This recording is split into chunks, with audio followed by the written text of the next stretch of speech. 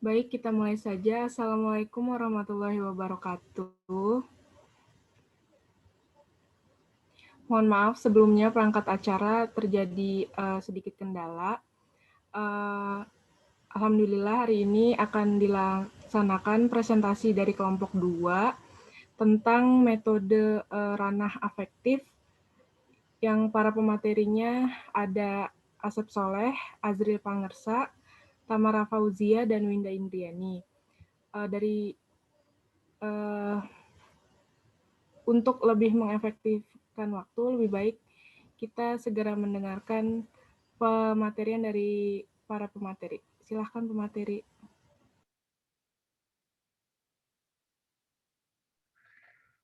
Ya, bismillahirrahmanirrahim. Assalamualaikum warahmatullahi wabarakatuh.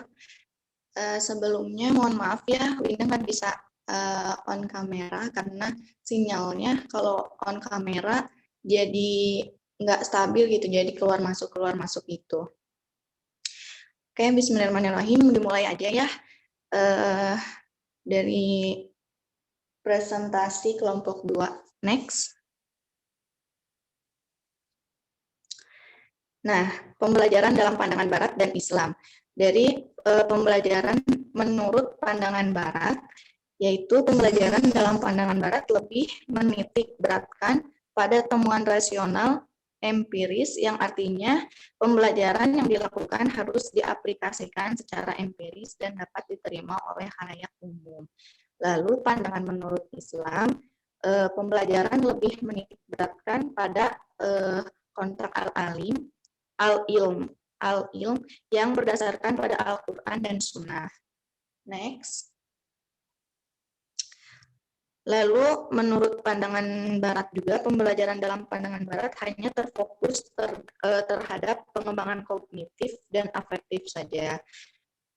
Sedangkan pandangan menurut Islam, dalam pandangan Islam dilengkapi dengan pengembangan spiritualnya dalam spiritual peserta didiknya. Next. Nah, dalam pandangan Barat, pembelajaran di Barat terbagi menjadi 3 psikologi yang mengkaji tentang teori belajar. Nanti ada di next selanjutnya ya. Lalu di pandangan menurut Islam, pembelajaran pada Islam berorientasi kepada 3 aspek. Next.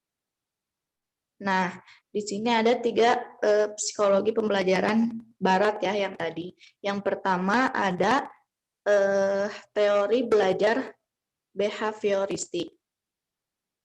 Nah, teori ini tuh yang fokus pada pembentukan tingkah laku antara stimulus dan respon. Yang kedua ada teori kognitif, yaitu lebih kepada pembuatan mental yang tidak nampak dengan mengedepankan insight. Nah, yang ketiga ada teori belajar humanistik, yaitu lebih mengedepankan persepsi manusia dalam proses belajar mengajar. Next.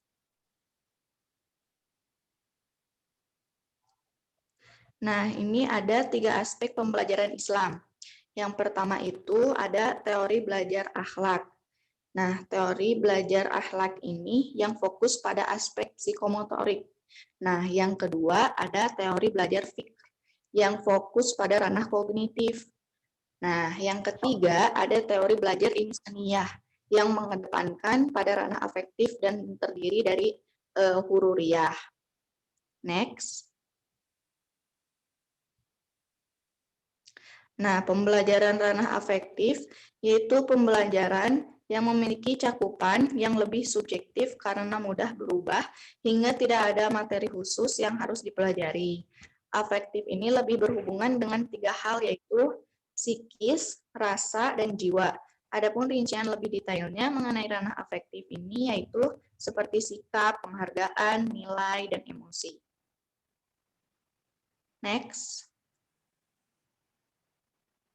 Nah, pembelajaran ranah afektif ini Teori perkembangan afektif salah satunya diformulasikan oleh Dupont pada tahun 1976-an, yang dimana dasar teorinya ini yang dikembangkan sesuai dengan model perkembangan kognitif dari Piaget sebagaimana yang dikutip oleh Darmaji. Adapun konsep utama teorinya adalah sebagai berikut. Next.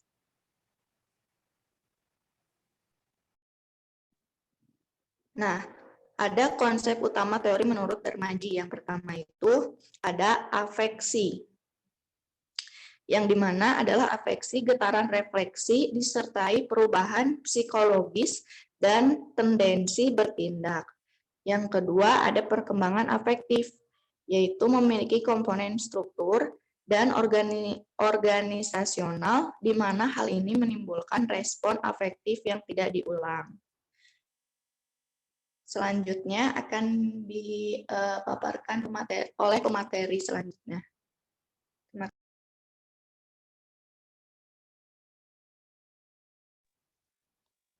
Terima kasih kepada Winda. Di sini saya akan melanjutkan mempresentasikan tentang pembelajaran ranah afektif. Nah, di sini ada karakteristik ranah afektif dibagi menjadi 3. Ada 5. Di sini saya akan menjelaskan 3 dulu.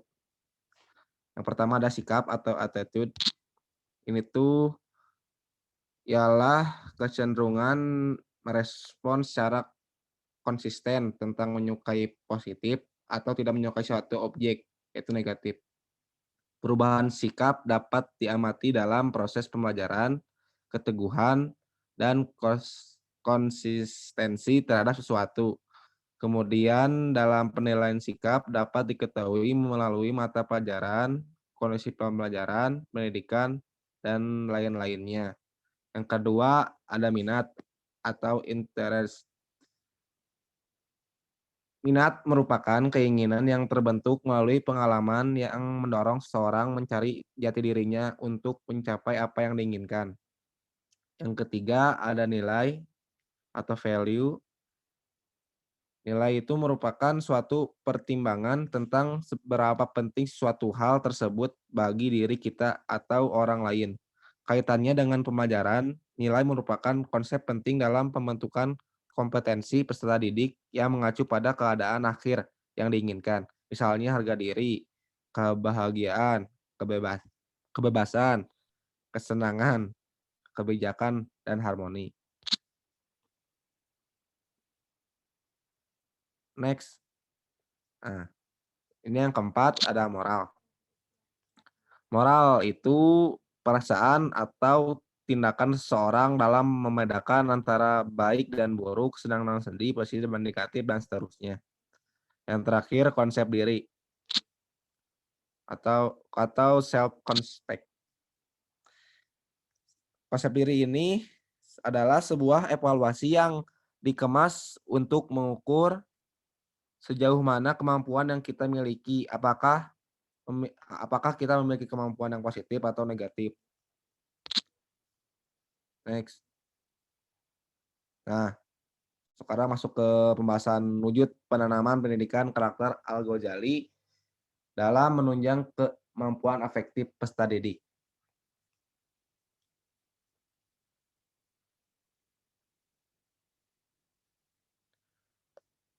Pendidikan karakter menurut Al-Ghazali adalah sebuah usaha transformasi nilai-nilai kehidupan untuk ditumbuh kembangkan dalam kepribadian seseorang sehingga menjadi satu dalam perilaku kehidupan. Pendidikan karakter sama halnya dengan pendidikan budi pekerti, yang dimana tujuannya adalah untuk mengembangkan watak dan tabiat peserta didik yang dilakukan dengan cara menghayati nilai-nilai keyakinan masyarakat. Pendidikan karakter sangatlah berhubungan dengan pengembangan kemampuan afektif peserta didik, di mana pendidikan karakter merupakan salah satu cara yang dapat dilakukan untuk mengembangkan kemampuan afektif peserta didik. Jadi dalam perspektif Al-Ghazali ini lebih menekankan kepada kepribadian seseorang dalam diterapkan ke perilaku kehidupan sehari-hari nilai-nilainya gitu. Dan lebih berefek kepada karakter. Next. Nah, dalam pandangan Islam, pendidikan karakter itu sama halnya dengan pendidikan akhlak, sehingga dapat membantu pembiasaan akhlak baik sebagai upaya dalam implementasi penanaman di ranah afektif. Upaya yang bisa dilakukan dalam melakukan pendidikan karakter ini pada anak-anak eh, ialah melalui konsep pendidikan karakter yang diusung oleh salah satu ilmuwan Muslim. Al-Ghazali terkenal sebagai ilmuwan Muslim yang banyak melakukan kontribusi dalam bidang akhlak. Dalam Islam, pendidikan karakter ini sama dengan pendidikan akhlak. Makna akhlak menurut Imam Al-Ghazali ialah suatu perbuatan yang memang sudah melekat sehingga dalam pengalamannya di kehidupan sehari-hari dilakukan tanpa harus pikir panjang dan menjadi sebuah kebiasaan. Next.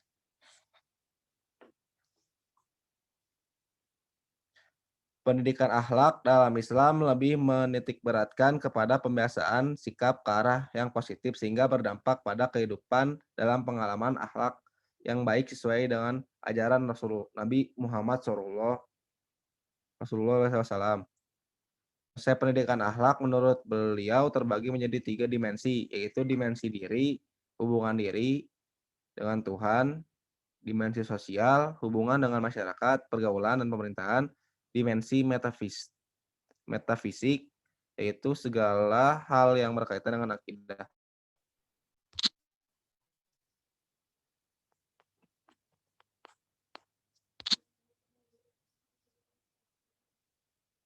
Menurut Imam Al-Ghazali juga, akhlak bukan sekedar perbuatan, bukan pula sekedar kemampuan berbuat, juga bukan pengetahuan, akan tetapi akhlak ialah upaya menggabungkan dirinya dengan situasi jiwa yang siap memunculkan segala perbuatan. Dan situasi itu harus melekat sedemikian rupa sehingga perbuatan yang muncul darinya tidak bersifat sesaat, melainkan menjadi kebiasaan dalam kehidupan sehari-hari.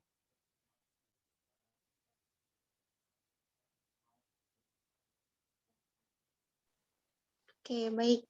Di sini saya akan menjelaskan tentang metode pendidikan akhlak menurut Al-Ghazali. Nah, di sini ada 2 metode ya. Yang pertama metode mujahadah amal soleh, yang kedua metode mujahadah riyadoh.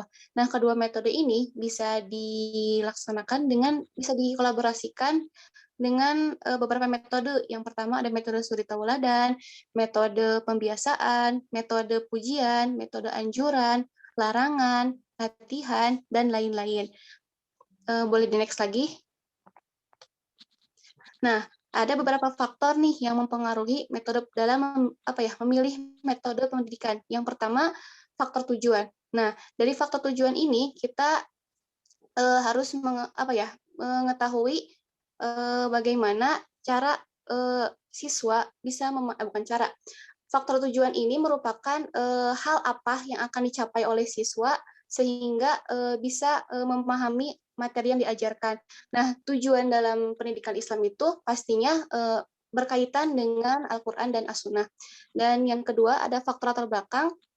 Nah, dalam pemilihan metode pendidikan ini, faktor latar belakang ini dilihat dari siswanya gitu. Misalkan siswanya itu hiperaktif ataupun ada yang memiliki keterbelakangan khusus ataupun apapun itu, nah bisa jadi bisa sangat mempengaruhi dalam pemilihan metode pendidikan. Yang ketiga ada faktor situasi. Nah, faktor situasi ini lebih berkaitan pada kondisi pendidikan yang saat itu sedang berlangsung, baik itu dari faktor internal ataupun dari faktor eksternal yang bisa berasal dari gurunya ataupun dari peserta didiknya tersebut. Boleh di next lagi. Nah, menurut Imam Al-Ghazali ada 3 aspek terkait pendidikan karakter atau pendidikan akhlak. Yang pertama, keteladanan dan kognitivistik. Nah, Imam Al-Ghazali ini sangat menekankan pada pengajaran keteladanan dan kognitivistik karena bisa dilakukan dengan dikolaborasikan dengan pendekatan yang lainnya, yaitu pendekatan behavioristik. Nah, kolaborasi antara behavioristik dengan humanistik ini, menurut Imam Al-Ghazali ini, bahwa untuk para pendidik harus memandang anak didik atau peserta didiknya sebagai seorang manusia yang holistik dan yang memang memandang sebagai manusiawi gitu. Terus yang ketiga, pemikiran Imam Al-Ghazali. Nah, pemikiran Imam Al-Ghazali ini memang terkait konsep pendidikan itu sangat relevan dengan keadaan saat ini. Terbukti bahwa banyaknya pendidik yang masih menggunakan konsep pendidikan dari Imam Al-Ghazali ini. Seperti hanya menurut Imam Al-Ghazali bahwa hanya saja memang ada perbedaan dalam penyajian pemikirannya dan kasus yang dihadapi. Jadi dalam mendidik anak itu disesuaikan dengan perkembangan zaman sehingga tidak bersifat mutlak. Boleh di next lagi. Nah, tujuan dari adanya pendidikan akhlak ini pasti ya tidak terlepas dari adanya nilai-nilai ideal yang memang sangat melekat pada diri manusia sehingga bisa dijadikan sebuah perencanaan dan pengembangan dalam kurikulum pendidikan. Nah, hal ini tuh sejalan dengan yang sudah tidak asing ya dengan Undang-Undang Nomor 20 Tahun 2003 Pasal 3 terkait fungsi dan tujuan pendidikan. Nah, tujuan pendidikan nasional ini ingin menjadikan peserta didik itu sebagai manusia yang beriman, bertakwa kepada Tuhan Yang Maha Esa, berakhlak mulia, sehat, berilmu, cakap, kreatif, mandiri, dan menjadi warga negara yang demokratis serta bertanggung jawab. Nah, dengan hal ini memang adanya kesesuaian antara konsep pendidikan karakter atau pendidikan akhlak dari Imam Al-Ghazali yang memang bisa dilakukan untuk mengembangkan dalam hal aspek ranah afektif pada peserta didik. Begitu. Boleh di next lagi. Ada 4 nilai-nilai pendidikan karakter menurut Imam Al-Ghazali. Yang pertama, pendidikan keimanan. Nah, Imam Al-Ghazali ini sangat menekankan sekali pada pendidikan keimanan. Kenapa? Karena pendidikan keimanan ini bisa dengan mudah diaplikasikan dalam kehidupan sehari-hari dari peserta didik tersebut. Dan salah satu alasannya lagi tuh dan menjadi prioritas utama dari adanya nilai-nilai pendidikan karakter ini tuh karena aspek ketauhidan ini tuh memang sudah menjadi fitrahnya manusia sehingga peserta didik itu dapat dengan mudah menerima apa yang diajarkan terkait ketauhidan itu. Yang kedua ada nilai pendidikan akhlak. Nah, dalam nilai pendidikan akhlak ini selalu ditempatkan pada tujuan pendidikan Islam gitu. Nah, Imam Al-Ghazali itu lebih menekankan pada pembentukan kebiasaan terpuji dan ini dilakukan sejak dini gitu, sejak kecil gitu. Kenapa? Agar di kemudian hari menjadi seorang manusia yang memiliki kepribadian yang baik. Yang ketiga itu adalah nilai pendidikan sosial. Nilai pendidikan sosial ini kata Imam Al-Ghazali harus ditanamkan sejak dini pada peserta didik karena sebagai upaya untuk membiasakan diri dan mempermudah bagi peserta didik untuk bisa bersosialisasi di lingkungan masyarakatnya kelak nanti. Terus di yang keempat, nilai pendidikan jasmani. Nilai pendidikan jasmani ini menjadi salah satu bagian dari kurikulum pendidikan Islam. Karena dalam Islam tuh seorang muslim yang kuat tuh adalah yang memiliki jasmani yang sehat dan seorang muslim tuh jika jasmaninya kuat, imannya kuat dan cerdas maka menjadi sosok pribadi muslim yang kafah begitu. Boleh di next lagi. Nah, ada beberapa langkah yang untuk menanamkan nilai akhlak dalam aspek afektif. Yang pertama itu ada pembiasaan bertingkah laku baik.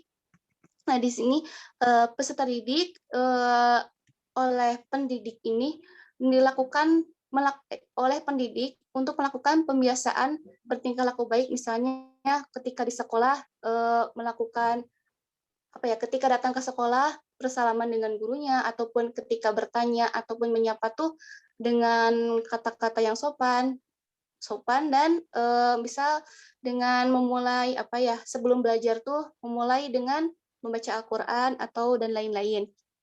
Yang kedua, pembiasaan dalam beribadah. Nah, pembiasaan dalam beribadah ini dilakukan seperti contohnya itu adanya dari sekolah tuh pembiasaan untuk rutinan tiap hari Jumat tuh untuk adanya kultum gitu. Tiap perwakilan kelas itu contohnya. Terus melakukan pembiasaan ini tuh bisa juga diajarkan pada anak didik untuk bisa merenungkan, berpikir tentang ciptaan Allah tuh bagaimana, yang diiringi dengan hati penuh keimanan, dan cobalah bisa dilakukan dengan mencoba mengajak pada peserta didiknya itu untuk membaca, mendengarkan, dan menyelami terkait sirah nabawiyah dan kisah-kisah teladan para sahabat agar mereka tuh memiliki semangat juang yang tinggi untuk mengikuti jejak-jejak para sahabat ataupun jejak Rasulullah pada zaman dulu gitu. Boleh di next? Nah, kesimpulannya dari hasil penelitian yang dilakukan oleh para peneliti bahwa penanaman kemampuan afektif peserta didik ini dapat dilakukan dengan cara yang telah dilakukan oleh Imam Al-Ghazali, yaitu dengan metode suri tauladan, metode nasihat, metode latihan, metode pembiasaan, metode anjuran dan larangan, serta metode pujian. Mungkin hanya itu yang dapat kami sampaikan. Sebelumnya mohon maaf ya, ada satu pemateri yang tidak bisa hadir dikarenakan sedang sakit. Mohon doanya ya, Kang Asep Soleh sedang sakit, mohon doanya untuk disegerakan cepat sembuh. Baik, sekian dari kami. Wassalamualaikum warahmatullahi wabarakatuh. Ya, waalaikumsalam warahmatullahi wabarakatuh. Ya, moderatornya dialihkan ke saya. Ya, sudah saya terdengar ya. Jadi alhamdulillah pematerian sudah selesai. Nah, untuk masuk ke selanjutnya kita mulai diskusi yaitu sesi tanya jawab. Ya, terima kasih sebelumnya pemateri atas pemaparan materi yang sangat luar biasa. Ya, untuk sesi diskusi kita buka dengan 2 pertanyaan terlebih dahulu. Satu Ikhwan, satu Akhwat. Mangga kepada Akhwat dulu. Mangga pada yang ingin bertanya tentang pematerian tadi. Silahkan di-unmute ya. Atau raise hand, itu raise hand.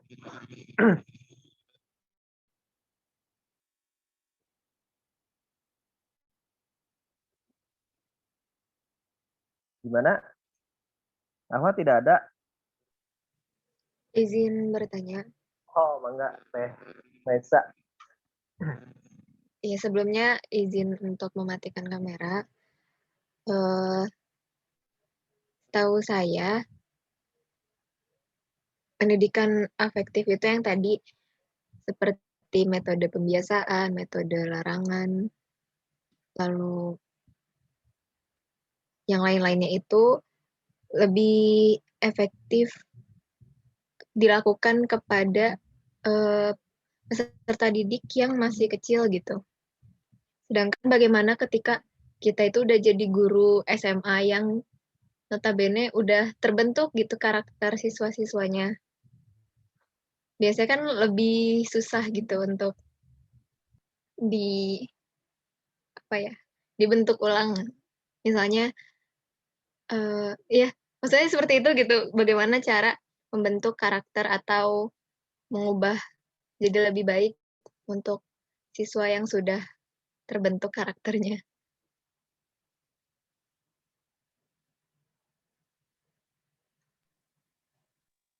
Sudah Teh? Terima kasih ya. Oh ya. Sip, sambil dicatat ya. Tadi agak lupa juga Teh Maisa boleh sambil diketik di kolom komentar. Nah, jadi tadi itu pertanyaannya bagaimana apa ya, no? Aduh lupa. Jadi kalau siswa SMA agar karakternya menjadi lebih baik gitu kan tadi yang dijelaskan tuh tentang apa sih yang punishment apa sih gitulah pokoknya ya. Nah itu udah ditulis ya sama Windy. Bagaimana cara membentuk karakter untuk siswa yang sudah besar? Oh iya. Nah itu pokok pertanyaannya bisa dipahami ya oleh para pemateri. Sekarang masih satu ikhwan atau enggak? Gimana kalau ikhwan ada yang mau bertanya?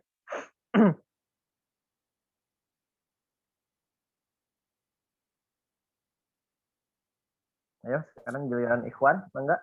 Boleh, Nah, Gung? Jenito. Oh boleh, enggak Jenito. Nggak bisa. Izin bertanya mengenai tentang ranah afektif dan kaitannya dengan ranah kognitif gitu. Nah, salah satu wacana yang sedang gencar diupayakan oleh pemerintah kan tentang Indonesia Emas 2045 gitu, di mana bonus demografi Indonesia begitu besar sehingga diharapkan Indonesia mampu mencapai masa keemasannya gitu. Nah, salah satu program pemerintah kan adalah pendidikan karakter yang dimana telah terintegrasi dengan PAI. Nah, kalau dari pendapat pemateri sendiri, kira-kira cara implementasi program afektif yang paling baik dalam rangka menghadapi Indonesia Emas 2045 itu seperti apa sih begitu? Terima kasih. Ya, oke, baik. Kang Zenito untuk pertanyaannya. Jadi pertanyaannya saya ulang, apa kaitan antara ranah afektif dan kaitannya dengan ranah kognitif? Bagaimana pendapatnya pemateri terkait apa pengimplementasian ranah afektif dalam mendukung Indonesia Emas, nah katanya. Nah, seperti itu ya, sudah bisa dipahami oleh para pemateri.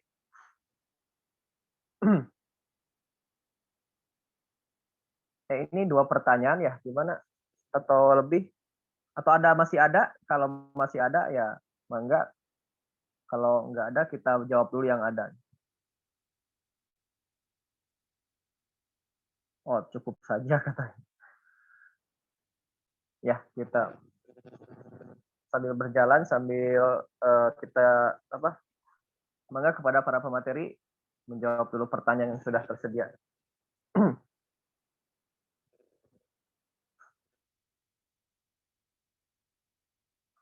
Ya, kalem lah.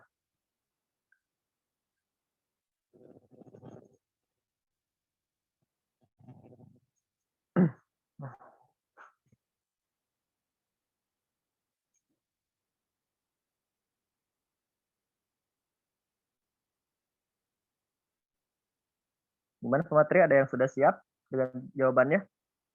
Kang Ajril ya tadi pematerinya. Kang Ajril, Tamara, sama siapa yang pertama? Lupa. Sorry.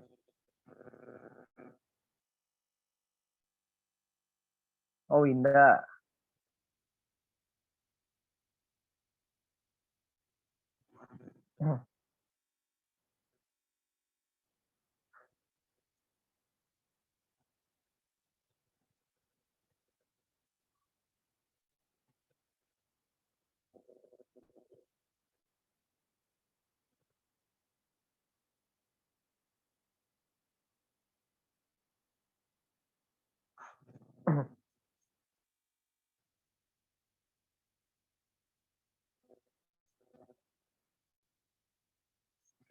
Bolehlah dikasih waktu 2 menit lah ya buat memikirkan lagi, buat diskusi. Enggak.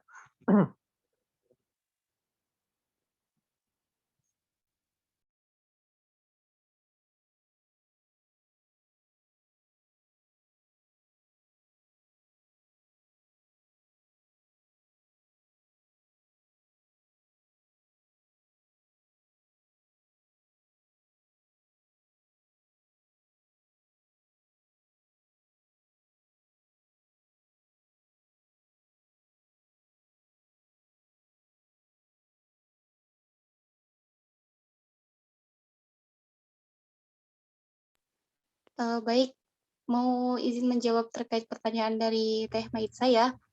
Bismillah. Menurut hasil pencarian saya terkait bagaimana cara membentuk karakter untuk siswa yang sudah besar, misalnya sudah terbentuk karakternya. Nah, pendidikan karakter untuk berarti remaja ya, remaja atau kayak anak-anak SMA, SMP, SMA gitu. Yang saya dapat tuh ada 2. Yang pertama tuh ya memberi kesempatan bagi siswa atau peserta didik itu untuk belajar menjadi pemimpin. Nah, kan saat ini ya karakter pemimpin itu merupakan hal yang penting untuk dimiliki gitu. Mengapa?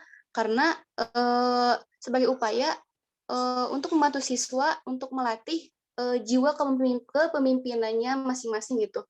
Cara sederhananya itu bisa melalui kegiatan ada tugas kelompok. Nah, di situ tuh untuk apa ya, si ketuanya tuh memastikan setiap anggotanya tuh memiliki jobnya masing-masing gitu. Jadi adanya tugas kelompok terus dibagi-bagi apa ya, tunjuk satu orang untuk jadi ketua kelompok. Nah, di situ tuh siswa dilatih untuk menjadi seorang pemimpin tuh, bagaimana membagi tugasnya dengan yang lain, terus bagaimana menyatukan pemikiran terkait satu pendapat atau satu masalah dan lain-lain. Nah, setelah melakukan aktivitas ini tuh pendidik atau guru tuh bisa mengevaluasi hal positif pelajaran bagi siswanya untuk bisa memimpin lebih baik lagi jika memang ada kekurangan gitu. Jadi dari sini guru bisa memberikan motivasi ataupun apa ya, kata-kata yang menyemangati gitu agar siswa yang masih kurang percaya diri untuk menjadi itu dan terus belajar lebih baik lagi. Terus yang kedua bisa dengan berbagi pengalaman inspiratif. Nah, di sini tidak salahnya ya seorang guru itu berbagi pengalaman yang dimilikinya gitu kepada siswanya, pengalamannya yang memang bisa menginspirasi siswanya gitu. Bisa dari hal-hal yang kecil, sekecil apapun pengalaman itu bisa di-share-kan gitu. Yang penting mah bisa berguna bagi siswa dan bisa menginspirasi bagi siswa agar apa ya, tidak menjadi generasi yang minder gitu. Namun menjadi generasi yang bisa melakukan kebaikan meskipun itu dinilai dari hal yang terkecil sekalipun, karena yang terpenting itu adalah karakter dari keberanian itu yang perlu ditanamkan oleh guru pada siswanya. Begitu. Semoga tidak puas dengan jawaban saya, bisa mencari lagi ataupun dari pemateri lain, mangga. Ya, Teh Tamara hatur nuhun atas jawabannya pada pertanyaan tadi Teh Maitsa. Ya, pemateri lain mungkin ada yang mau menambahkan atau ikut menjawab atau mungkin punya jawaban yang lain. Mangga. Saya Mas Agung. Mangga, Kang. Diantos jawabannya. Siap, atur nuhun Mas Agung atas kesempatannya. Siap. Begini, Teteh Maitsa yang terhormat, untuk menjawab pertanyaan dari Teteh Maitsa, insya Allah ada pencerahan sedikit ya. Nah, sebelum lanjut ke pertanyaannya, kita harus sadari dulu ya, pada dasarnya kepribadian atau karakteristik seseorang itu akan cenderung menetap ketika usianya telah mencapai 18 tahun. Nah, di sini juga banyak hal yang dapat mempengaruhi karakteristik dan kepribadian yang dimiliki seseorang. Di antaranya genetik atau sifat turunan dari kedua orang tua, itu yang pertama. Yang kedua, hasil bentukan lingkungan yang dipengaruhi oleh pola asuh yang diterapkan oleh orang tua, serta berbagai pengalaman hidup yang dialami oleh orang tersebut. Karakteristik yang merupakan sifat turunan dari orang tua atau genetis ini cenderung menetap dan lebih sulit untuk diubah. Sedangkan sifat yang dibentuk dari lingkungan cenderung lebih fleksibel dan dengan berjalannya waktu dapat disesuaikan lagi. Jadi untuk dikorelasikan dengan pertanyaan Teteh Maitsa, karakter kita dari lahir sampai tua nanti sama persisnya dengan orang tua. Diibaratkan buah tidak jatuh dari pohonnya seperti itu. Dan yang membentuk karakter kita dari siswa yang sudah besar tuh kita golongkan dalam SMP ke kuliah yang membentuk karakter kita dengan baik. Kan orang tua mah kan pengen kita tuh kan jadi pribadi yang sangat berguna gitu. Nah, faktor lingkungan, faktor teman, faktor teman rumah, teman sebaya, teman sekolahnya, dan guru juga, dan serta orang tua juga yang eh, lebih apa ya? Bukan. Nanti Papa teh sok nanti.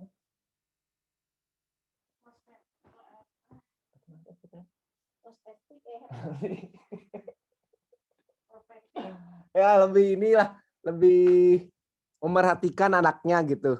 Nah itu juga termasuk bentuk dari cara-cara langkah untuk membentuk anak yang sudah besar ataupun yang dimulai dari pada usia anak-anak.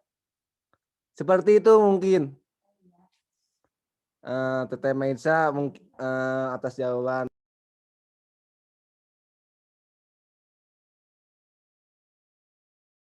Oke, mungkin seperti itu ya. Tadi jawaban dari Kang Azril dapat ditangkap ya, Teh Maisa. Itu juga sudah ditulis ulang tuh sama Teh Fidra. Hanya ininya apa poinnya gitu. Terus seseorang akan menetap ketika ia berusia 18 tahun. Bisa jadi terjadi genetik lalu lingkungan tersebut. Nah, lingkungan katanya faktor lingkungan. Nah, pemateri satu lagi Winda mungkin apa mau menambahkan? Ikut menambahkan pertanyaan dari Maisa atau menyempurnakan dari kedua rekannya yaitu Tamara dan Kang Azril. Gimana Teh Winda?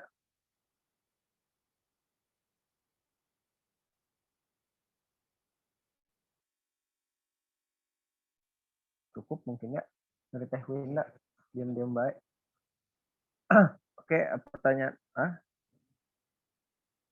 Oke, cukup katanya. Oke, pertanyaan kedua dari dari Kang Zenito katanya ranah afektif kaitannya dengan kognitif bagaimana, dan seperti yang tadi dijelaskan yang apa Zenito tuh mengaitkan dengan program pemerintah yaitu Indonesia Emas pada tahun 2047. Mangga pada Tamara, Azril dan Teh Winda. Oh 2045 itu salah tuh 2047. Mau coba jawab, Gung. Oh, mangga. Mangga Teh. Menurut Winda sendiri ya, mungkin nanti ada yang mau nambahin atau menyanggah atau kayak gimana nanti bisa ditambahin aja ya. Ini menurut Winda yaitu ada langkah-langkahnya mungkin ya. Langkah-langkah yang bisa dilakukan dalam menanamkan nilai-nilai pendidikan akhlak untuk upaya mengembangkan aspek afektif pada anak didik, yaitu dengan cara mungkin bisa melakukan pembiasaan untuk bertingkah laku baik ketika dimanapun mereka berada. Nah, lalu melakukan pembiasaan dalam beribadah, jadi mengajak anak didik itu untuk berpikir dan merenungkan berbagai ciptaan Allah yang diiringi dengan hati penuh keimanan pada Allah Subhanahu wa taala. Lalu ajak anak didik untuk membaca dan mendengarkan surah nabawiyah dan kisah-kisah para sahabat agar mereka itu memiliki semangat juang untuk mengikuti jejak-jejak para sahabat. Mungkin dari Winda cukup segitu aja. Nanti mungkin ditambahin oleh pemateri lain. Terima kasih. Boleh izin nambahin dikit aja. Oke. Dari yang hasil saya cari ya terkait jawaban dari pertanyaan Kang Zenito, bagaimana pendapat pemateri untuk mengimplementasikan ranah afektif dalam mendukung Indonesia Emas pada tahun 2045, sebenarnya pemerintah itu sudah sudah membuat ini sih caranya gitu, ancang-ancangnya dari sekarang gitu, yakni dengan yang itu kurikulum 2013 kan. Kalau kurikulum yang dulu KTSP kan lebih siswa tuh pasif gitu, jadi fokusnya tuh lebih ke guru yang lebih dominan gitu. Nah, di sini pemerintah mulai menggalakkan untuk pendidikannya tuh di kurikulum 2013 tuh pendidikan terkait karakter, sesuai ini ya yang diiniin Pak Jokowi gitu, revolusi mental gitu. Nah, itu tuh yang saya baca tuh ada beberapa hal yang berkaitan dengan kurikulum 2013 untuk mendukung dalam ranah afektif untuk mendukung Indonesia Emas pada tahun 2045. Yang pertama, adanya model pembelajaran tematik terpadu. Nah, ini tuh mulai diajarkan di SD ya. SD sekarang tuh udah mulai pembelajaran itu melalui tematik-tematik begitu. Terus ada yang kedua, pendekatan saintifik. Nah, pembelajaran ini merupakan pembelajaran yang dilakukan agar si peserta didik ini tuh menjadi lebih aktif gitu. Jadi di sini guru tuh tidak terlalu mendominasi gitu. Di sini siswa tuh aktif untuk menyusun bagaimana konsep, hukum, ataupun prinsip melalui beberapa tahapan-tahapan yang dilakukan, terus merumuskan masalah, mengajukan atau merumuskan hipotesis atau dugaan sementara, mengumpulkan data, dan berbagai teknik lainnya, sehingga di sini siswa tuh emang benar-benar dituntut untuk aktif dan tidak hanya menerima saja. Nah, di sini juga ada strategi pembelajaran aktif gitu. Oke. Di sini tuh siswa dituntut untuk aktif, mengembangkan kreativitasnya, terus tidak hanya pintar secara kognitif ya, terus afektif diperhatikan juga dalam kurikulum 2013 ini dalam hal afektifnya gitu, dalam hal sikap dan perilakunya gitu. Jadi misalkan kalau ada siswa yang emang hanya pintar saja tapi akhlaknya tuh tidak baik, maka poinnya tuh penilaiannya tuh akan berkurang gitu dari dari guru yang menilainya tersebut. Paling itu sih dari aku. Maaf ya kalau belepotan. Nuhun. Mangga deh ke materi lain. Ya, sebelum ke penambahan Linda, saya lupa Teh Maisa yang jawaban tadi dari para pemateri apakah sudah cukup atau masih kurang puas? Iya, cukup. Terima kasih. Oke, baik ya. Terima kasih. Ya, sip. Langsung ke penambahan Teh Winda katanya dikit lagi. Ya, mangga. Mau nambahin dikit lagi aja ya, dikit lagi. Nah, dari langkah-langkah yang tadi ada juga yang harus gitu. Kayak kita tuh harus menciptakan suatu bentuk teori pendidikan yang mampu melahirkan produk-produk pendidikan yang cakap ilmu pengetahuan gitu, dengan dihiasi pribadi yang bermoral Islami gitu, selain langkah-langkah yang tadi. Udah sih, mau nambahin itu aja sedikit. Terima kasih. Oke, hatur nuhun Teh Winda atas penambahannya. Tadi satu lagi Azril, apakah mau menambahkan? Saya kira sudah cukup saja, Gu. Dengan dua jawaban dari pemateri juga sudah cukup, insya Allah. Betul tidak, Pak Jenito? Nah, saya belum menawarkan kepada audien. Apakah mau menambahkan? Ada yang mau menambahkan dari pertanyaan Kang Zen atau yang Teh Maisa tadi? Moderator, izin menambahkan boleh? Oh, yang mana Teh? Yang Teh Maisa. Ya, sebenarnya ya. Bismillahirrahmanirrahim. Mungkin pertanyaan Teh Maitsa itu bagaimana kan cara membentuk karakter untuk yang sudah istilahnya sudah bisa membedakan gitu ya, siswa tersebut sudah dewasa. Jadi dari sisi pendidik mungkin ya, sebenarnya ini berangkat dari pengalaman ketika mengajar gitu. Seorang siswa yang sudah terbentuk karakternya itu satu, tugas mendidik itu tinggal mengarahkan karakter itu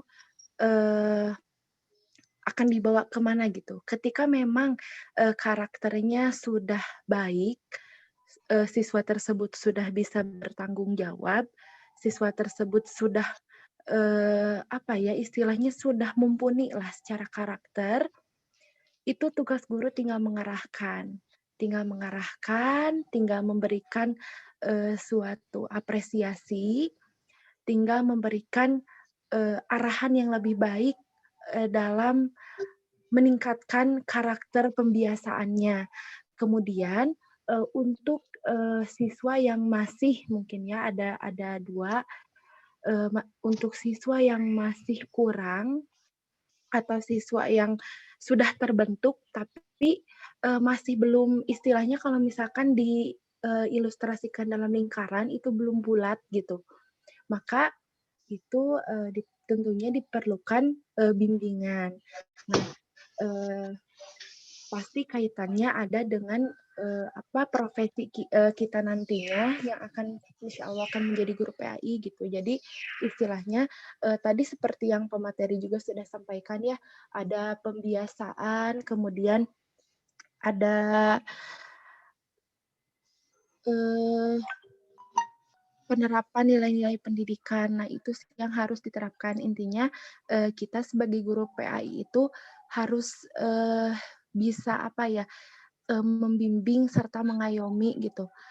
Gitu sih. Makasih.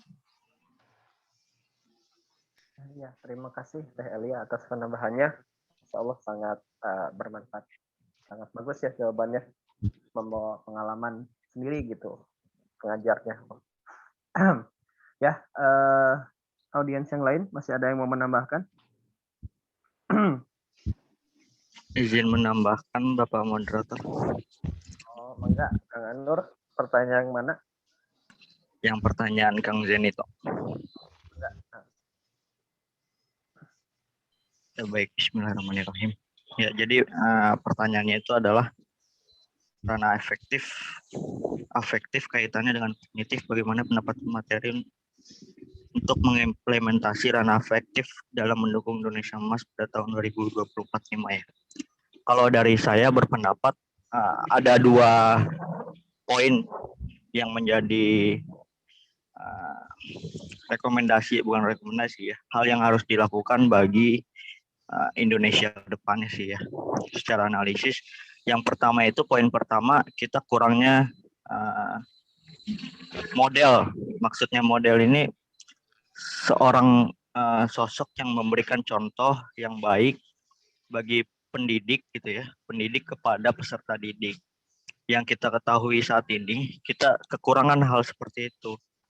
Bahkan contoh kasusnya saja, banyak ilmuwan-ilmuwan atau pendidik yang sudah mendapatkan gelar tinggi, tetapi jadi yang adalah contoh mereka atau orang-orang yang berada di dalam sistem itu harus mencerminkannya itu sebagai role model. Yang kita ketahui saat ini saja, gelar jabatan saja bisa dibeli itu ya, yang seperti pejabat-pejabat yang membeli gelar honoris causa. Nah, itu kan adalah salah satu ketimpangan dan degradasi di dalam pendidikan itu sendiri, terutama di dalam universitas. Tidak mencerminkan role model yang baik bagi seorang pendidik di Indonesia. Itu yang pertama. Lalu yang kedua, poinnya adalah ketika membicarakan bagaimana nantinya di 2045, pasti membicarakan bagaimana sistem pendidikan pada saat ini. Berarti kan berharapnya terhadap generasi-generasi pada saat ini ya, yang akan memegang generasi di tahun 2045 nantinya. Jadi yang diperbaiki itu bukan hanya sistem ekonomi, bukan hanya sistem lain-lain, tapi yang pendidikan itu sendiri. Dan sistem pendidikan itu bukan hanya terhadap kurikulum yang memang pemerintah sudah melakukan kebijakannya terhadap kurikulum 2013 gitu ya. Yang kita ketahui itu adalah salah satu usahanya. Tetapi menurut saya itu kurang gitu. Yang harus diperbaiki menurut saya adalah sistem kesejahteraan guru itu sendiri. Karena ketika saat ini guru itu sudah tidak menjadi minat dari mahasiswa-mahasiswa keguruan yang sudah lulus. Karena apa? Karena kesejahteraan guru itu masih diperhitungkan sampai saat ini. Daripada jadi guru mending saya menjadi pegawai negeri PNS yang kerja di kementerian gitu kan, yang jelas dan lain sebagainya. Nah, itu yang menjadi titik poin dalam memajukan Indonesia 2045 itu ya, kan kita bukan hanya memikirkan ranah peserta didik, tetapi kita juga memikirkan kesejahteraan guru agar guru juga bisa lebih enjoy dalam mengajar dan juga mendapatkan perannya untuk bisa memberikan maksimal ke ilmu-ilmunya kepada peserta didik. Seperti itu mungkin dari saya, Pak Agung. Terima kasih Saudara Anur atas tambahannya. Insya sekali, sangat luar biasa.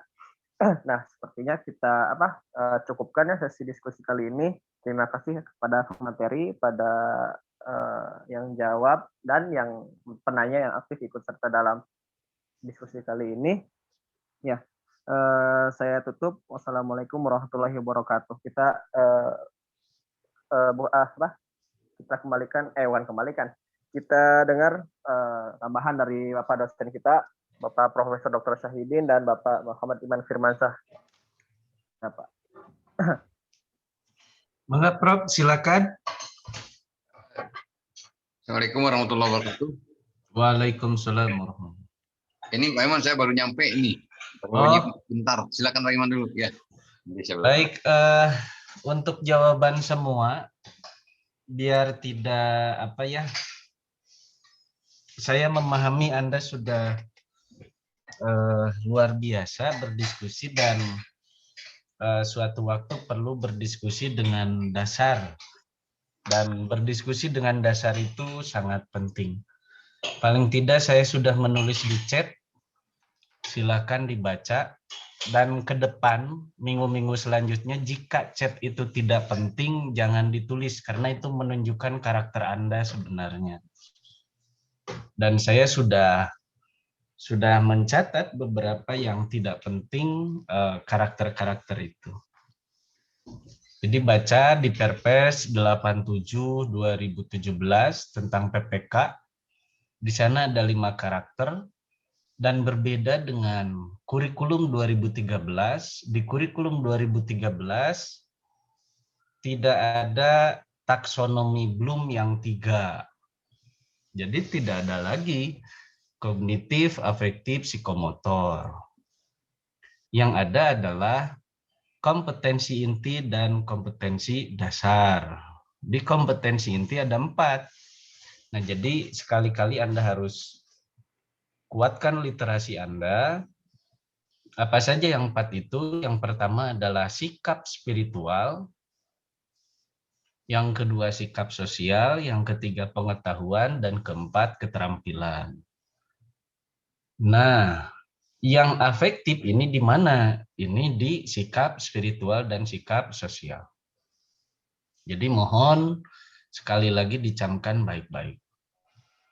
Kemudian saya sudah share di grup kelompok ini bagaimana ketika Anda menyusun sebuah metode dengan literatur review. Kita cek hasil review dari kelompok ini. Mohon hostnya di multiple share screen.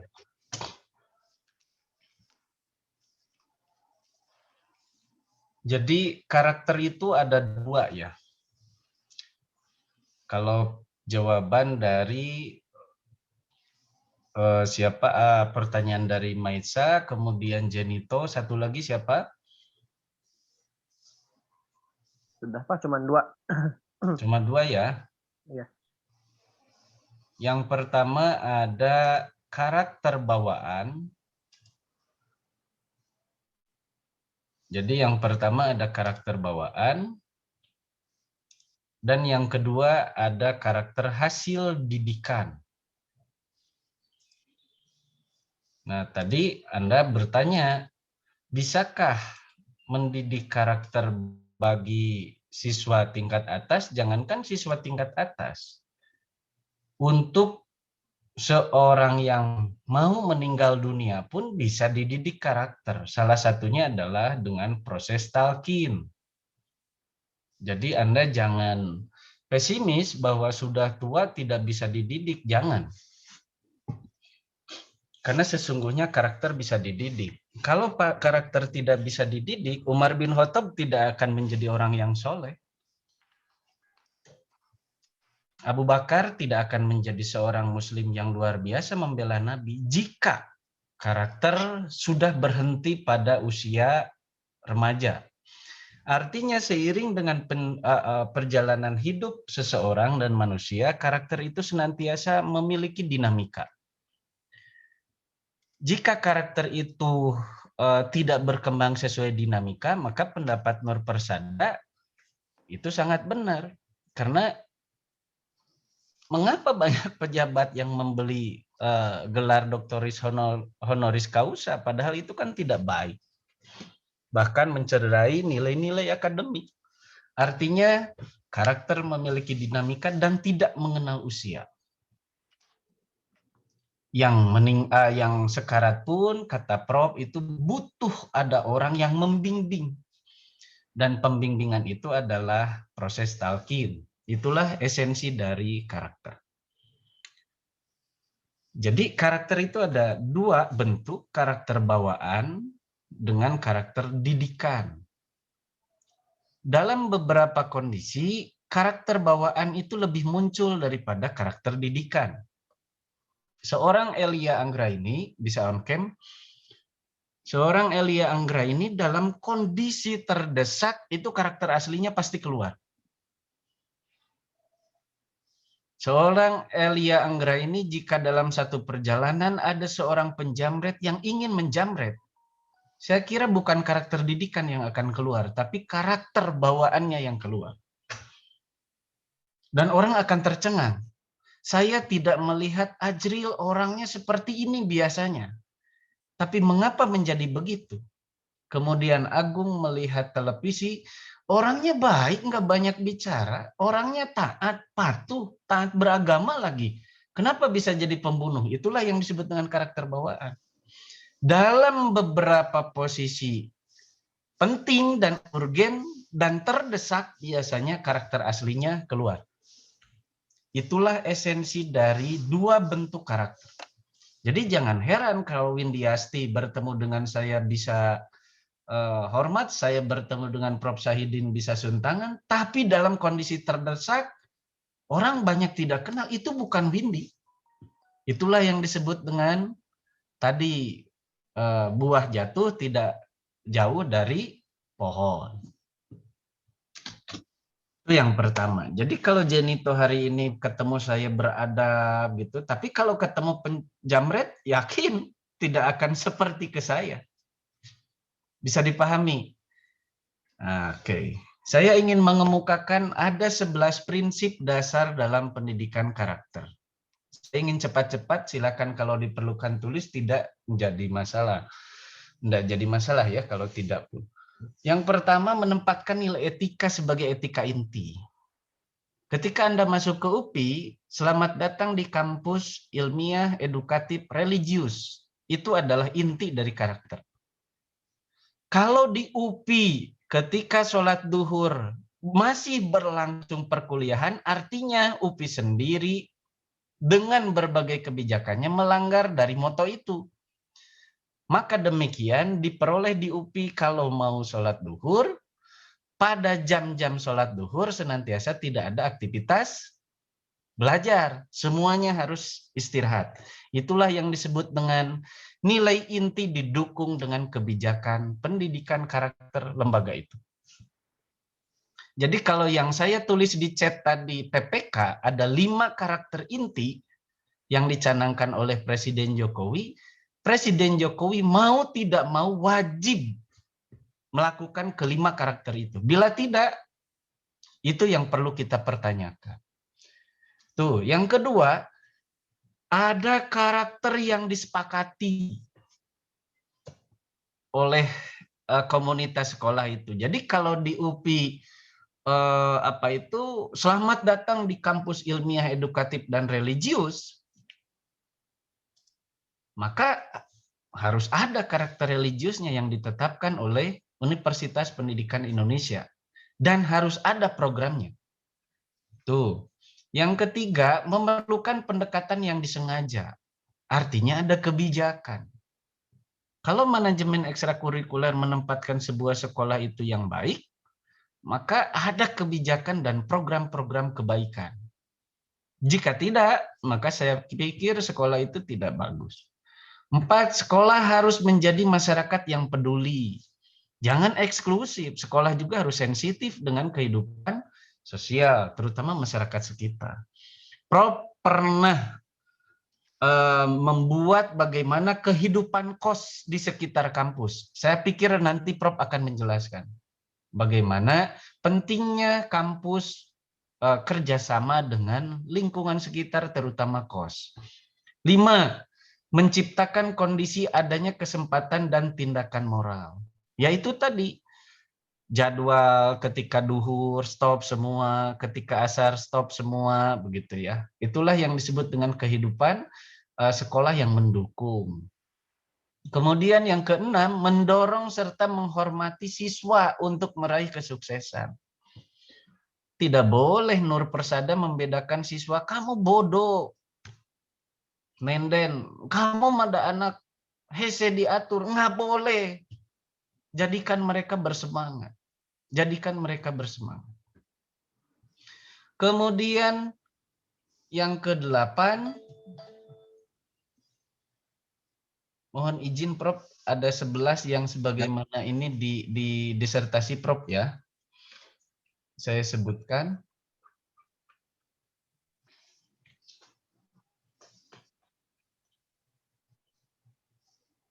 Yang nomor berapa tadi?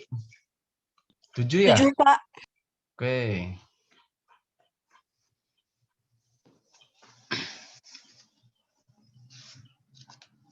Oke, kita temukan lagi.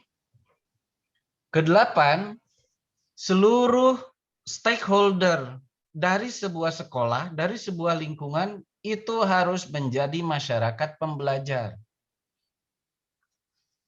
Gimana mau bagusnya pendidikan karakter kalau sedang upacara ngumpet di kantin dan si bibi kantin melindungi. Misalnya. Artinya si bibi kantin itu tidak memiliki dukungan pada pembelajaran karakter. 9, pendidikan karakter membutuhkan kepemimpinan moral yang baik. Ya, kalau kepala sekolahnya misalnya Aila itu jadi kepala sekolah, harus datang tepat waktu. Ailanya kurang tepat waktu, saya yakin tidak akan berhasil. 10, sekolah harus mampu merekrut dan berkomunikasi dengan orang tua. Ini penting. Dan yang terakhir, 11, sekolah berkarakter harus mengevaluasi siswa dan program sekolah. Tanyakan ke orang tua, apakah program ini bagus atau tidak? Kalau tidak bagus, ya jangan dilanjutkan. Itu 11 bagaimana mendidik karakter dari pertanyaan Maitza dan juga pertanyaan dari Jenito. Apakah di Indonesia Milestone 2045 dengan bonus demografi akan berhasil? Saya kira win-win solution karena kalau Jenito tahu Indonesia itu peringkat kelima pengguna internet dunia. Bayangkan. Kemarin di Web Index itu skornya sekitar peringkat ke-6 ke-5 sekarang. Dan pengguna lama internet di dunia Indonesia itu peringkat ke-6. Dan yang lebih saya kaget, untuk kegiatan apa internet itu digunakan, 93% untuk sosial media, main TikTok gitu. Erweh gawe. Di anggo Google Scholar nama sakedik. Baik, saya langsung ke sini. Jadi, Jenito, jawaban saya sederhana. 2045 bagaimana dengan Indonesia? Jawabannya dengan data. Indonesia peringkat kelima penggunaan internet, web index, lihat global web index data. Tapi pengguna untuk belajar hanya 33%. Di manakah penggunaan internet terbanyak di Indonesia? Di sosial media 93%. Akankah Indonesia bangkit? Jawabannya dengan data itu. Jadi silakan Jenito pikir sendiri ya. Kalau datanya sudah ke data. Jadi senang sosial media gitu ya. Ya nggak apa-apa sih sekali-kali hiburan, tapi kalau jadi 93% mah aduh luar biasa. Ini yang revisinya ini ya. Silakan dibaca untuk kelompok ini semua sama diperlakukan sama. Kalimat ideal dalam satu abstrak itu tidak usah panjang. Kalimat ideal dan kalimat gap itu cukup satu kalimat saja. Nggak usah dipanjang-panjang. Sebutkan di sini penelitian literatur review-nya menurut siapa. Jadi jangan disebut di sini yang menggunakan bahan-bahan tertulis di manuskrip. Nggak usah, nggak boleh ini, salah ini. Jadi yang benar bagaimana kalau di sini judulnya tentang Al-Ghazali, maka tulis kitab utama yang dibedah di sini apa. Bisa dipahami oleh semua. Jadi jangan abu-abu nantinya. Kitab utamanya apa, itu disebut kitab primer, kitab sekundernya apa yang sudah diterjemahkan. Dokumen lain itu disebutkan. Dokumen apa? Kalau tidak elok rasanya jika misalnya Fidra ke dokter, dok sakit apa saya tidak tahu sakitnya, itu jawaban dari metode ini. Masih mengambang. Hasil penelitian saya kira sudah memenuhi, ya, tinggal disertakan disertasi. Hati-hati ya, lihat di sini. Sekali-kali tidak usah menulis PP itu dikutip dari buku sehingga terkesannya salah. Padahal PP 2005 ini sudah diganti dengan PP nomor 22 2016. Bayangkan jauhnya juga amat jauh. Sekali-kali tolong terus literasi ya. Kemudian yang ini, kalau ini pengutipan yang tidak langsung karena Kauhan ini adalah penulis pertama yang dikutip oleh Sun Haji, maka cukup 1979 karena yang mengutip halaman 4 itu adalah Sun Haji, bukan Anda. Jadi Anda esensinya tidak tahu tulisan dari Kauhan ini. Oleh karena itu tulis saja tahunnya saja. Kemudian sekali lagi, kalau nulis undang-undang atau perpres, jangan kutip dari buku. Kutiplah dari aslinya. Ini banyak di GS, Google Scholar ya. GS ini Google Scholar.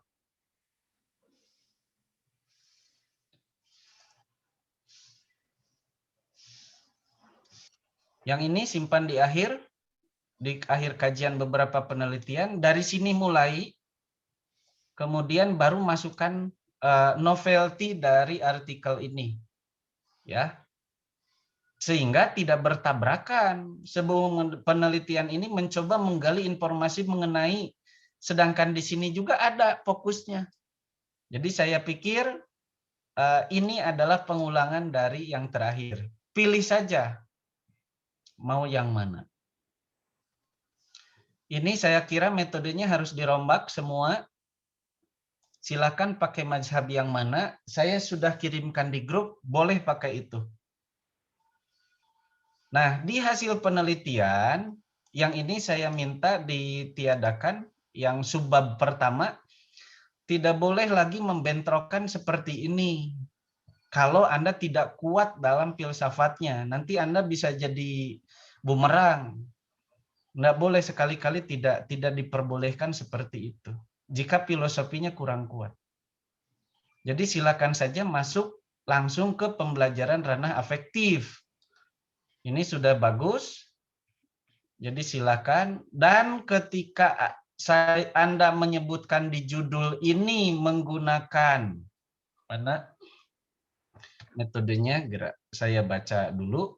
Menggunakan kitab Ihya Ulumuddin, maka saya tidak menemukan apa yang dikatakan Al-Ghazali dikutip oleh Anda dari kitab Ihya Ulumuddin. Saya hanya dapat dari Munjihatun, saya dapat dari Samrin, saya dapat dari Kurniawan, saya dapat dari Haq, saya dapat juga dari Surya Dharma dan Haq. Saya belum mendapatkan ini dari sumber primer Ihya Ulumuddin. Sehingga kesan dari artikel ini masih mengutip dari dari buku-buku sekunder. Ya. Itu selebihnya, dan silakan disimpulan jangan alergi ketika Anda menulis limitation dari penelitian ini.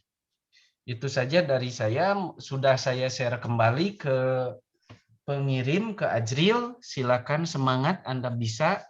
Dan insya Allah Anda menjadi orang-orang yang diberkahi dengan ilmunya.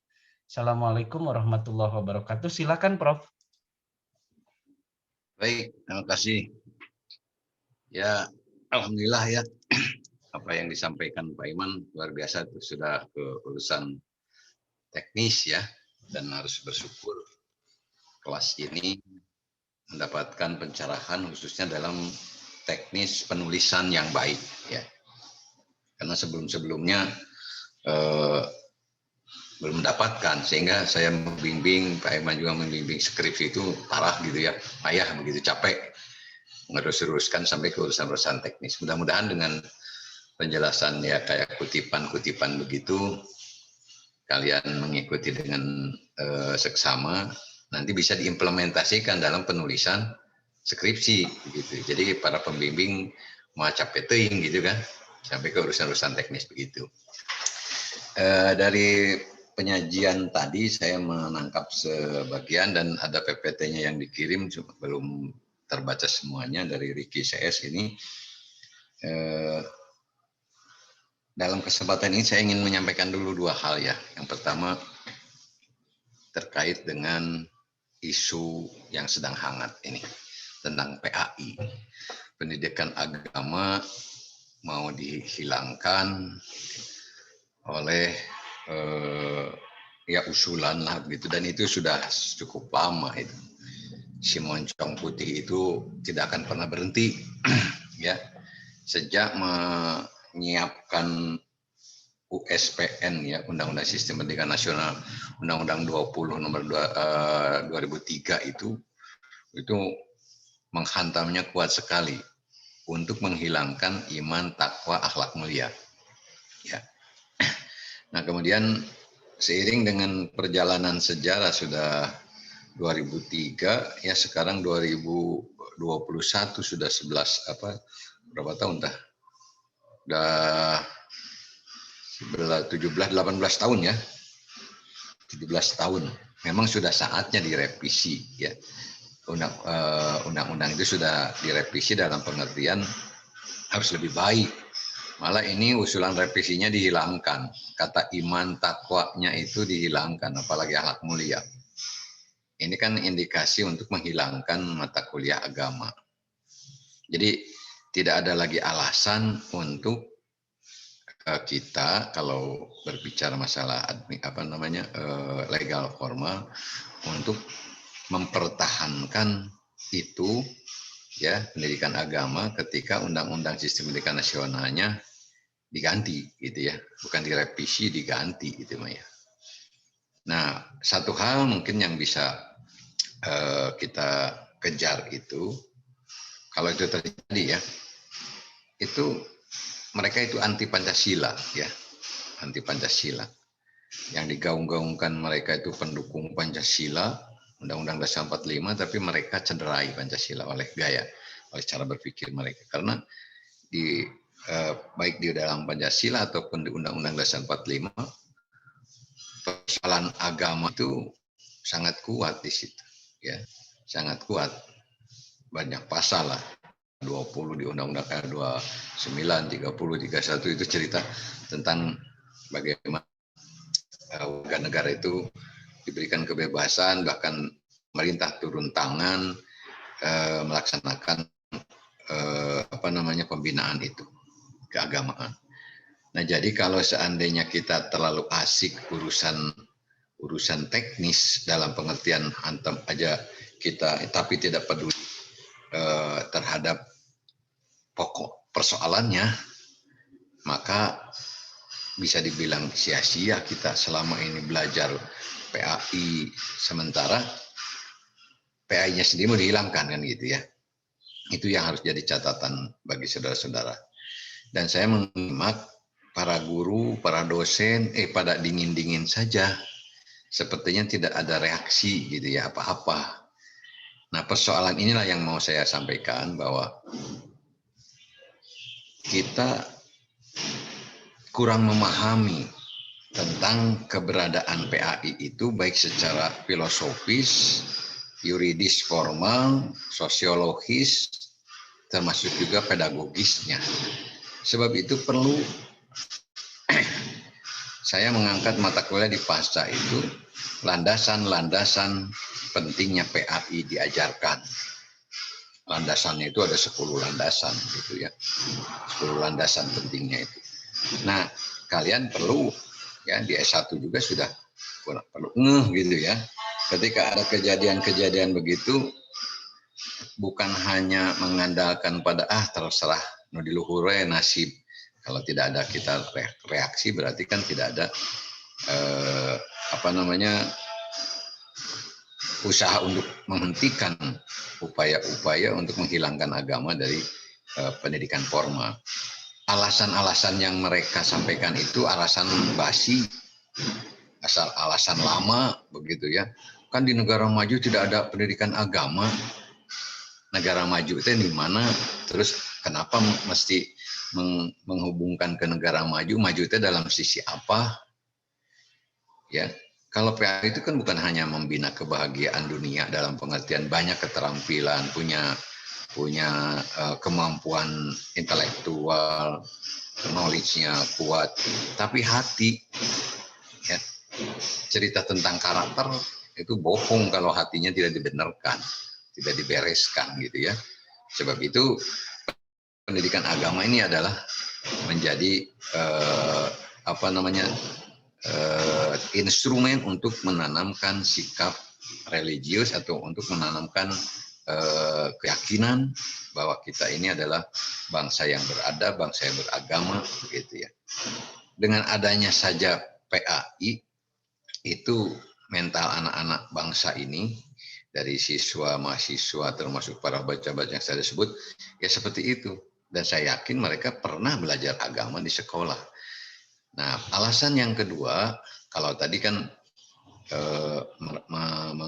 mengaitkan dengan bagaimana di luar negara-negara berkembang atau di negara maju, katanya tidak ada PAI, tidak ada pendidikan agama. Pendidikan agama itu adalah hak keluarga dan pribadi. Pemerintah tidak boleh ikut campur menentukan kebijakan tentang pendidikan agama. Kan itu jargon yang selalu mereka angkat ya. Itu yang selalu dia. Kemudian yang kedua, alasan menghilangkan itu, pembelajaran PAI itu tidak efektif. Belajar agama sejak SD sampai perguruan tinggi, tapi pengetahuan agamanya itu, pertama dari sisi pengetahuan aja, tidak mencerminkan orang yang sudah belajar agama lama, apalagi perilakunya, apalagi pelaksanaan agamanya. Sehingga beralasan biar dibuang saja, begitu kan?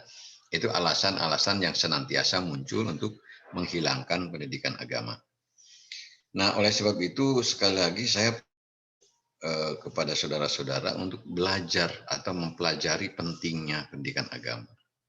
Tadi Pak Iman nampaknya sudah dibaca buku yang saya ini baru ditulis itu. Itu apa yang saya sampaikan barusan itu temuan saya dalam penelitian disertasi saya yang sudah lama itu. Dan saya terus terang aja ini bukan karena buku karangan saya, silakan cari yang lain, tetapi ini perlu, bahkan saya berani mewajibkan untuk membaca buku ini. Buku yang baru muncul ini, baru terbit 2 hari lalu begitu ya. Untuk jurusan IPAI ini Pertama tadi persoalan karakter ya, itu dibahas. Yang pertama masalah ini, masalah legar forma, kemudian kronologis sejarah dari kaitkan dengan Undang-Undang Sistem Pendidikan Nasional, di mana PAI, posisi PAI, posisinya, kemudian sampai ke strategi pembelajaran. Mudah-mudahan bisa memberikan ilustrasi atau paling tidak inspirasi. Dan saya yakin ini bisa, kalau dibaca secara tuntas, bisa inspirasi untuk mencari judul skripsi Anda. Karena judul skripsi Anda itu harus tetap mengaitkan dengan PAI. Karena prodi kita ini adalah IPAI, bukan pendidikan Islam umum begitu ya. Tapi harus senantiasa mengaitkan dengan PAI-nya. Untuk itu silakanlah begitu kalau yang perlu, karena tidak banyak dicetak oleh UPI, cuma sedikit, seberapa 150 atau 200 gitu ya. Kalau memang di sini kelas ini silakan aja dikoordinasikan begitu. Siapa itu Ricky yang tadi yang ini. Nah, kemudian yang kedua itu persoalan isu global nasional, dan sekarang sedang ramai reaksi dari mana-mana. Saya juga termasuk pembina advisi mengkritik mana pengurus advisi itu nggak bersuara sama sekali. Ternyata pendukung penguasa, mungkin pengurusnya itu banyak yang pendukung itu. Jadi sekarang tidak bisa berbicara apa-apa ketika kaitan dengan pekerjaannya sendiri seperti itu gitu ya. Artinya dosen PAI-nya nih mau dibubarkan kok malah diem. Itu kan boro-boro menolong orang kan begitu ya, menolong masyarakat, gitu. Menolong dirinya saja nggak sanggup. Nah itulah mungkin karakter yang kurang bagus. Terus terang aja ruhul jihadnya hilang begitu ya. Hanya bekerja itu untuk cari makan saja, nggak ada ruh jihadnya itu. Padahal sebetulnya kan bekerja itu untuk ibadah kita ini. Ya. Nah, saya tidak mau punya generasi atau mahasiswa-mahasiswa saya diwarisi oleh rasa takut, rasa tidak berani menyampaikan kebenaran, begitu ya. Itu berbahaya lah begitu. Nah, tadi Pak Iman menjelaskan tentang karakter atau prinsip-prinsip membangun karakter. Ya, saya juga tulis di sini ada yang disampaikan Pak Iman itu tadi ada sebagian begitu ya, dan mungkin pengembangan dari bacaan Pak Iman, saya sudah kasih satu yang sudah dibaca nampaknya Pak Iman. Hebat begitu. Itu tentu kan ini dikembangkan dengan situasi sekarang, karena buku ini sudah cukup lama begitu ya, kontennya, tetapi masih aktual nampaknya. Prediksi saya bahwa ke depan pasti akan terus diganggu, benar juga, PAI itu oleh kekuatan-kekuatan komunis dan sekuler begitu ya. Nah, yang kedua yang kaitan dengan pembahasan hari ini, cerita tentang afektif ya. Tadi dari pertanyaan saya menyimak apakah bisa dirubah. Kalau menggunakan teori teori tauhid gitu ya, teologi itu ada takdir, ada doa.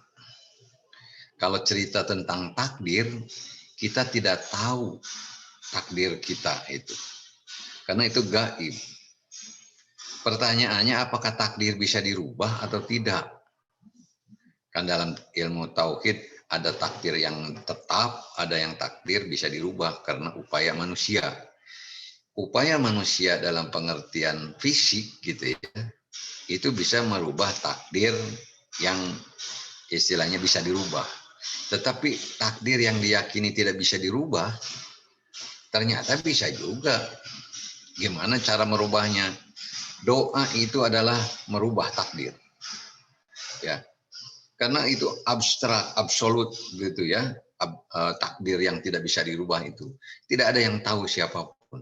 Nah, doalah yang menjemput dan yang merubah takdir yang menurut pemahaman ahli teologi itu tidak bisa dirubah. Ternyata banyak itu ayat-ayat Quran itu ya yang menjelaskan bahwa takdir itu yang mugrom, mu'allaq, itu dua-duanya bisa dirubah.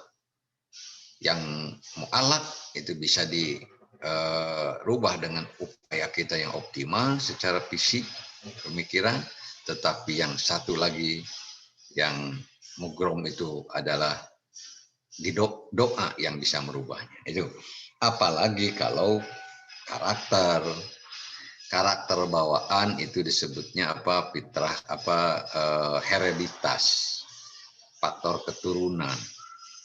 Keturunan itu tidak segala-galanya, ya, gen itu. Tapi sebagaimana tadi takdir yang diyakini tidak bisa berubah, aja bisa berubah dengan doa. Apalagi ini yang namanya karakter. Nah, jadi intinya orang sudah tua bangka bagaimanapun masih bisa dirubah. Oleh apa? Oleh pendidikan. Makanya perintah Nabi, utlubul ilma minal mahdi ilal lahdi. Carilah ilmu, tuntutlah ilmu dari mulai buayan sampai liang lahat. Itu mencerminkan secara teoritis bisa merubah karakter seseorang. Itu. Sampai menjelang wafatnya tadi ada proses, kata Pak Iman itu, ada drill di situ ya. Lakinu mautakum bila ilaha illallah. Proses talqin. Bisikan, drill ke telinga orang yang sakaratul maut itu dengan ucapan la ilaha illallah. Kenapa? Begitu tegas Nabi menyampaikan, terus kasihan dia, jangan sampai lepas tanpa membawa iman. Ya. Karena apa? Karena man qala la ilaha illallah fi akhiri kalamihi dakhalal jannah. Man mata akhiru kalamihi la ilaha illallah dakhala jannah. Barang siapa yang mati di akhir kalamnya, di akhir ucapannya itu la ilaha illallah, dijamin pasti masuk surga. Gitu.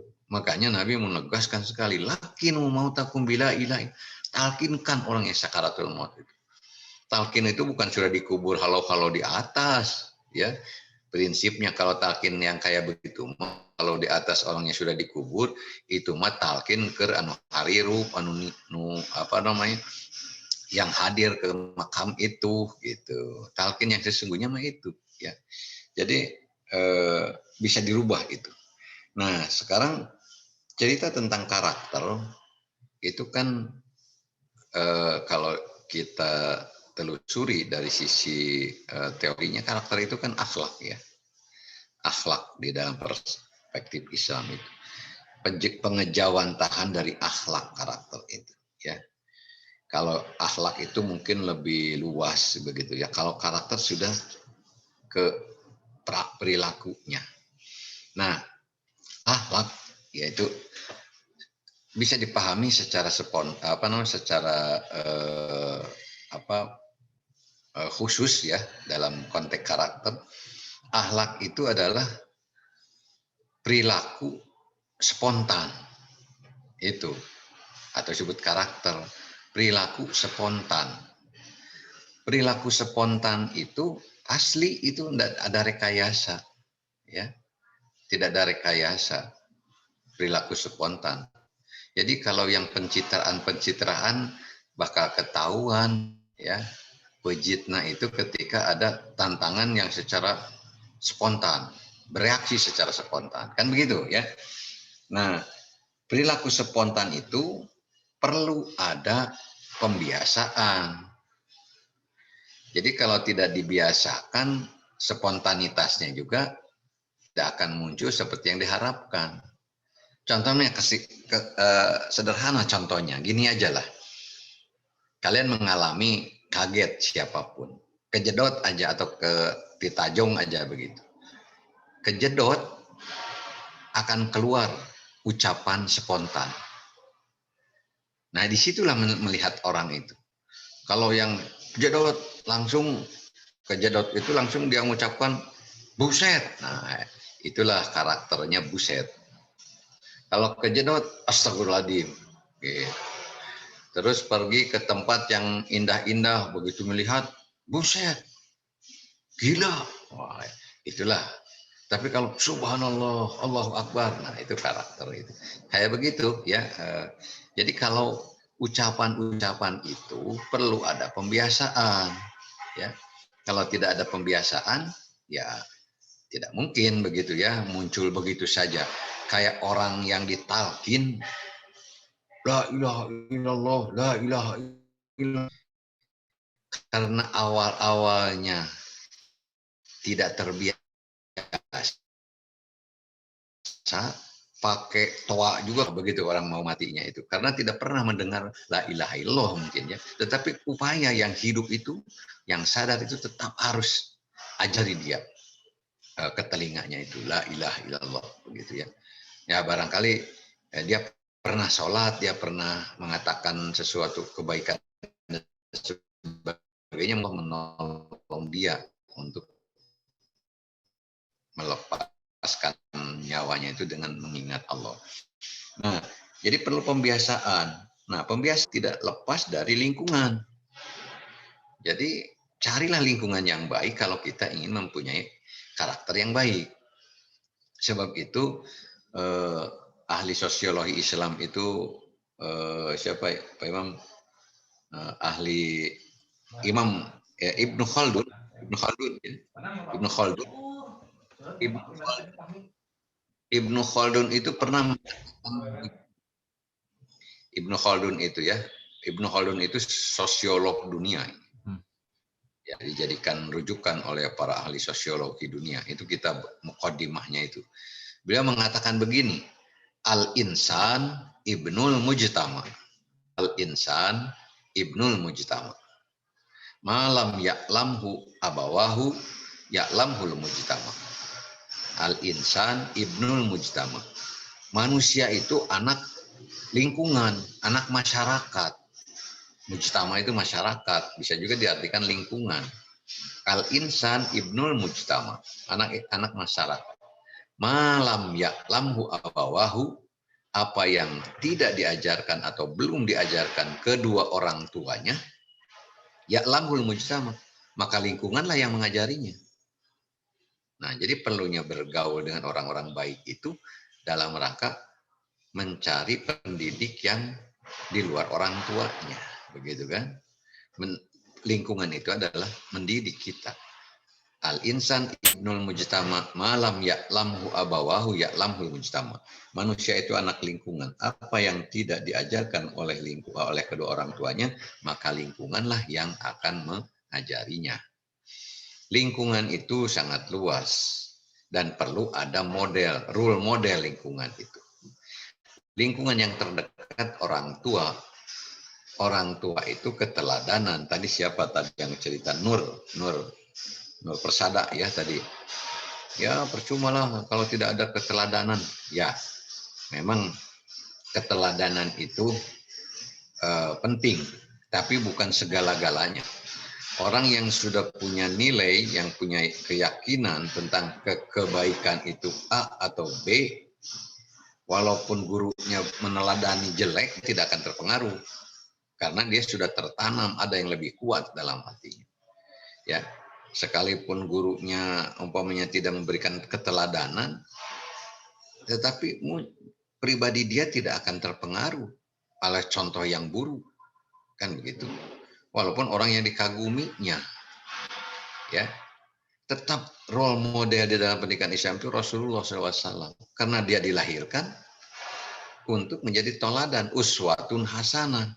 Tidak ada para sahabat yang lain. Saya dilahirkan untuk jadi suri toladan. Atau para nabi rasul lain tidak ada ucapan itu. Jadi kita alhamdulillah menjadi umat nabi, umat Rasulullah Muhammad SAW, kita punya role model. Ya, uswatun hasanahnya itu jelas. Tidak mutlak orang tua atau guru teladan itu. Yang ideal teladan kita itu adalah Rasulullah Muhammad SAW. Karena apakah itu orang tua, ataukah itu guru, atau lingkungan lainnya, belum tentu kita bisa mengambil keteladanan dari situ.